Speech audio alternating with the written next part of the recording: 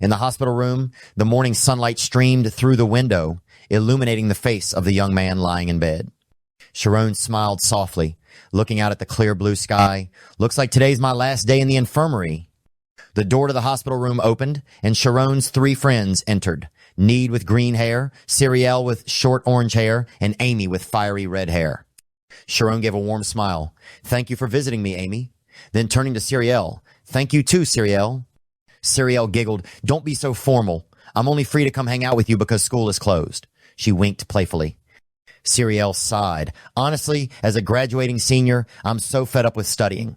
Iruki chimed in, his eyes filled with concern. If you're tired, why don't you take a break?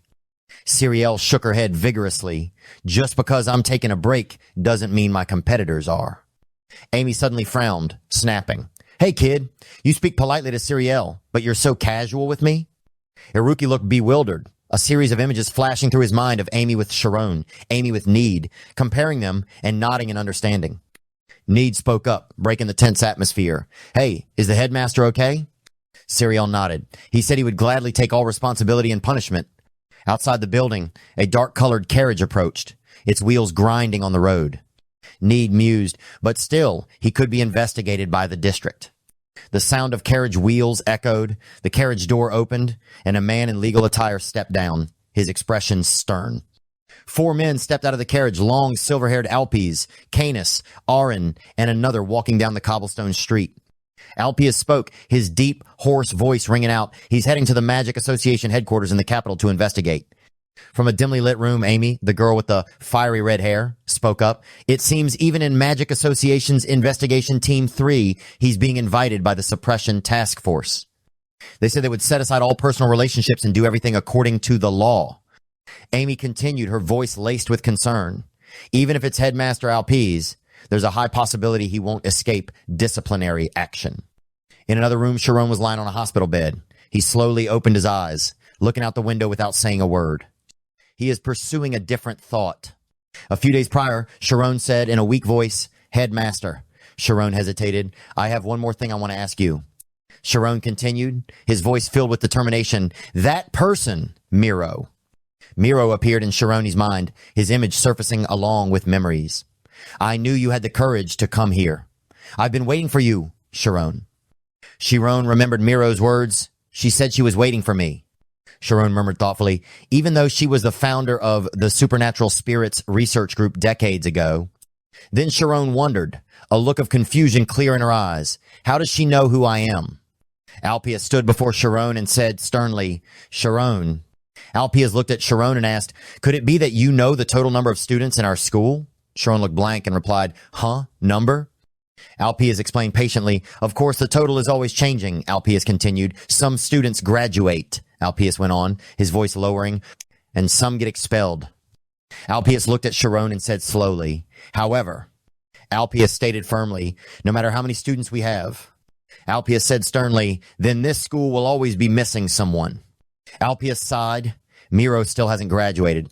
Alpius gazed into the distance and affirmed, that kid will forever be a student at our school. Shirone exclaimed, her voice trembling, number it can't be. Shirone realized in dismay, scale magic. Alpius confirmed, that's right. Alpius looked into the distance and said in a low, hoarse voice, Miro is in Istus. His voice was slow and thoughtful, in a higher dimension, constructed with magic of immense scale. He continued, his voice growing heavy, that place is called the higher level of Istus. Alpius turned to Shirone, her expression serious. Shirone, this truth is a secret that has been kept for so long that even those who have worked at this school for many years are unaware of it. Shirone's panting echoed softly. Alpius gripped Shirone's shoulders, his voice urgent. Please promise me you won't tell anyone. Shirone looked at him in astonishment, speechless. Alpius emphasized each word, as if wanting to engrave them in Shirone's mind.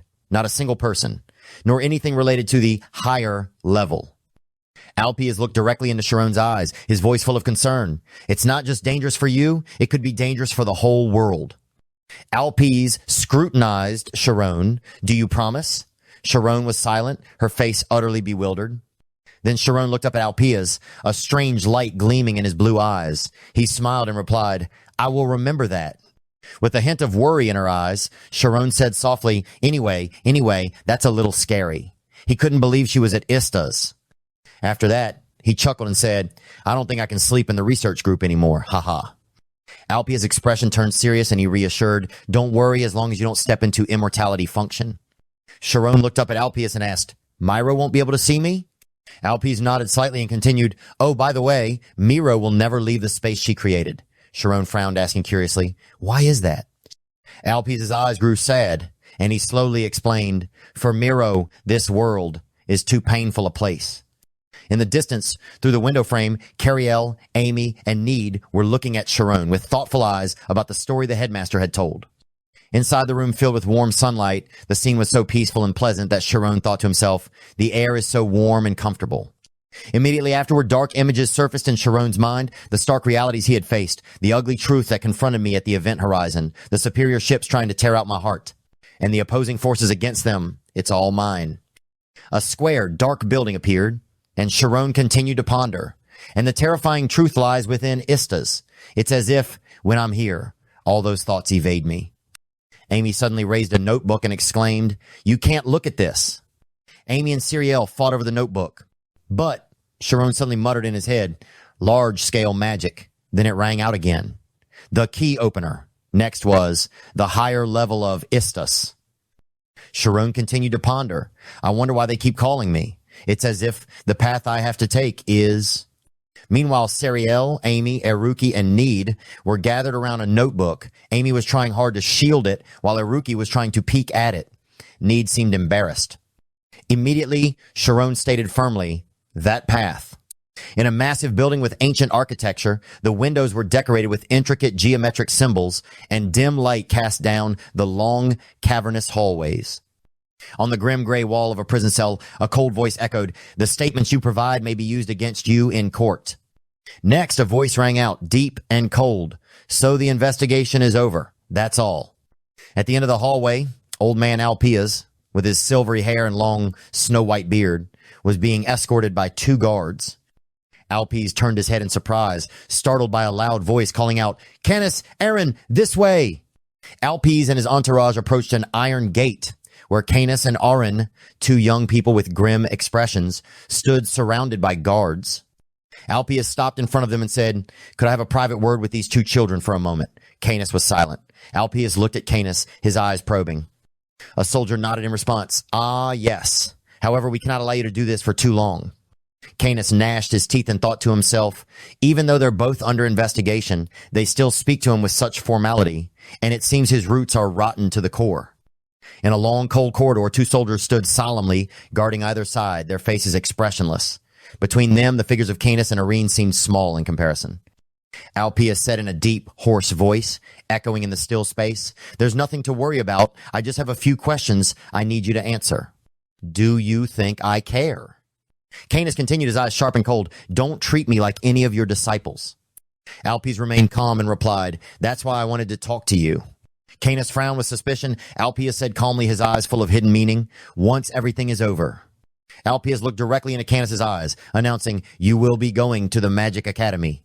Canis stared, an incredulous look on his face. What? The Canis growled, fury flaring in its eyes. Are you telling me I'll be under your command? Alpius replied calmly, Don't get me wrong. You are not the winner here. Canis gritted his teeth, his voice full of venom. If it had been a real fight, someone like you would have been defeated by my master with just one. Alpius interrupted, stating firmly, That's right. Alpius continued, his tone full of stark truth. However, if that weren't the case...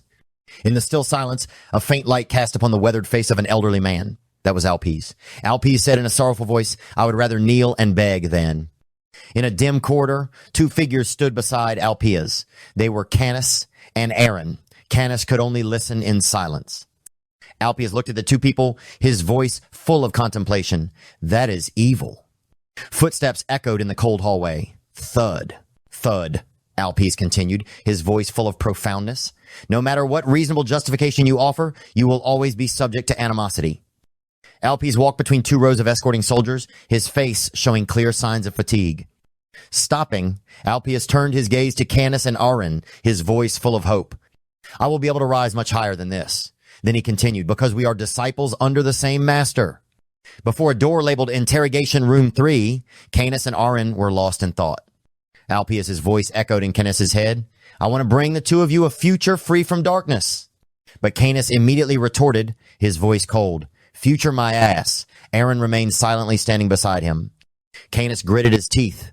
The only thing I've learned is how to fight. Canis walked forward, his steadfast figure advancing. Canis affirmed, his voice filled with determination. The only destiny that awaits me is the battlefield.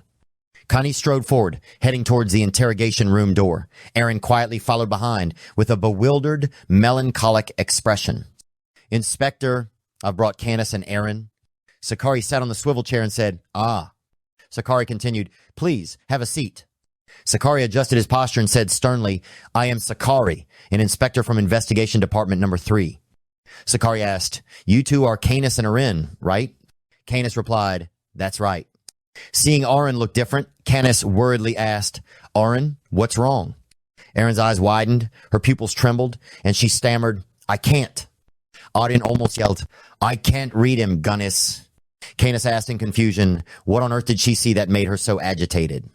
Sakari smirked mysteriously, Oh, it seems this young lady is very surprised. Sakari continued, You call that the first sutra?